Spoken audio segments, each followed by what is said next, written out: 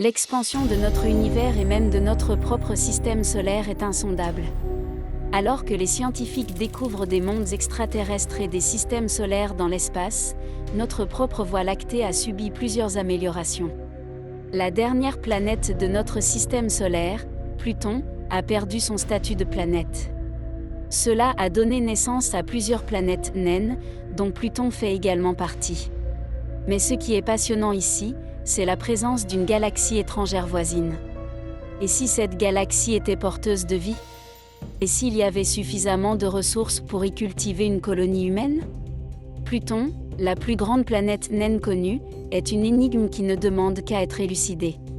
Située dans la ceinture de Kuiper, un univers qui s'étend au-delà de l'orbite de Neptune, la surface de Pluton est l'une des plus froides.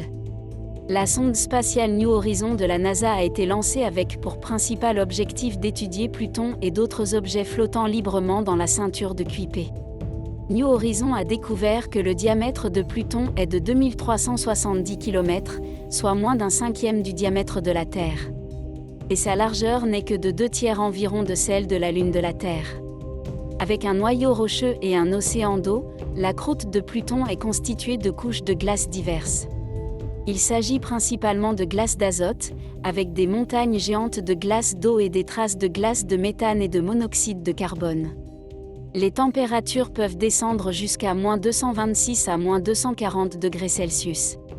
Des eaux océaniques profondes, des croûtes glacées et des couches de gaz naturel sont quelques-unes des caractéristiques qui définissent les planètes flottantes et les planètes scélérates situées au-delà du disque planétaire. Elles sont appelées planètes scélérates parce qu'elles ont été libérées de leur système d'origine et qu'elles errent dans la galaxie. Les scientifiques ont découvert de nombreuses planètes naines de ce type, comme Pluton, Erie et Haumea, dérivant bien au-delà de l'orbite de Neptune. D'où la possibilité d'une vie loin de notre galaxie? La sonde New Horizons a-t-elle des chances de trouver de l'eau, preuve de vie? Et si des cryobos étaient envoyés sur ces planètes lointaines pour percer les épaisses croûtes glacées? Cela signifie-t-il que l'homme pourra bientôt se rendre sur ces planètes extraterrestres? Selon les calculs mathématiques de l'astrophysicien théorique Amir Siraj de l'université de Princeton, il pourrait y avoir 1,2 planètes d'une masse supérieure à celle de Mars.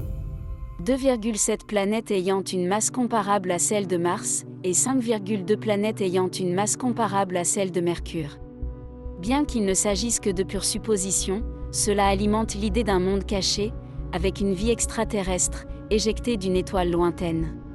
Malgré les conditions difficiles qui règnent sur les planètes lointaines, il a été question d'envoyer des humains dans le système solaire extérieur pour explorer les planètes naines.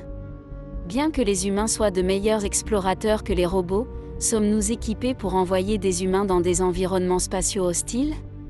Il serait passionnant d'envoyer des humains dans l'espace extraterrestre, mais nous n'en avons pas les moyens techniques. Si cette vidéo vous a intrigué, appuyez sur le bouton j'aime et n'oubliez pas de vous abonner à Orbite. Cliquez sur l'icône de la cloche pour être tenu au courant de l'évolution de la situation et découvrir d'autres mystères.